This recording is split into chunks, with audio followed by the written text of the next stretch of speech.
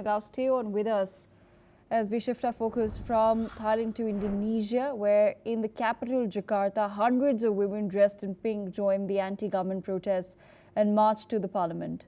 Carrying brooms as a symbol to sweep away the state corruption and repression, the women demanded reform and an end to police brutality. Listen in.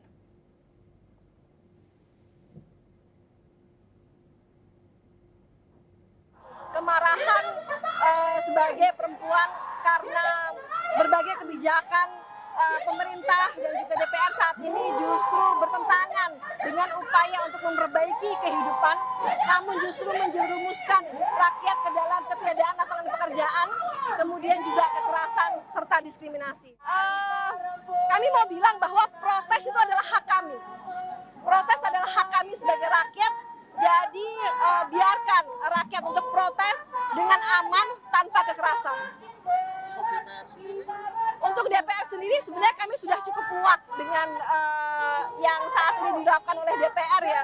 Jadi kami mau bilang bahwa DPR harus tahu diri begitu. Karena seharusnya DPR itu adalah mewakili atau menggunakan aspirasi rakyat sebagai landasan pengambilan kebijakan begitu. Jadi tahu diri aja deh DPR. Perempuan berada di jantung perjuangan, tapi suara kami tidak dengarkan. Salah satu yang patut kemudian dipertimbangkan dilakukan oleh negara adalah partisipasi bermakna dari perempuan. Bagaimana negara punya kewajiban untuk menghargai, menghormati, memenuhi, mempromosikan hak asasi manusia dan hak-hak perempuan. Tapi negara abai melakukan itu. Amid the ongoing protests, rights groups say that at least 10 people have died since the unrest began last week after a police vehicle fatally struck a motorcycle taxi driver. President Prabowo Subianto is attending a military parade in China, but has vowed security forces will stand firm and has called parts of the unrest signs of terrorism and treason. The protests, now spreading nationwide, have drawn scrutiny from both Indonesia's Human Rights Commission and the United Nations. Dr. Satura Nagao with us. Dr. Nagao, your quick take on the protests in Indonesia.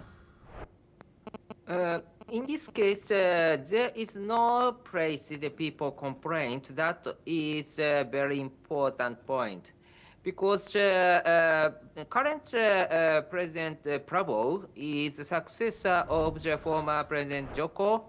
So in total, more than nearly 11 years, the same government has continued.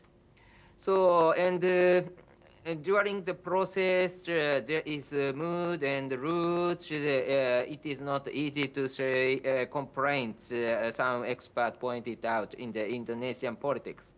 So that's why under such kind of situation, the people want to express their complaints through a little bit more violent one. And so under Indonesia is still a democratic country, but compared with the past, a little bit authoritarian type, the people pointed out. Under this demonstration is not just a peaceful one that has happened recently. So that's why the too long same government faces a little bit difficulty is common, and Indonesia's case is like that, I think. And why this has happened? Because when the new government sworn in, that time the people compare with the current new government and the old government. In this case, old government failure and new government easy to success, it has happened. But after this new government continue for a long time, people try to compare the same government, but in the past they achieved, now they do not achieve.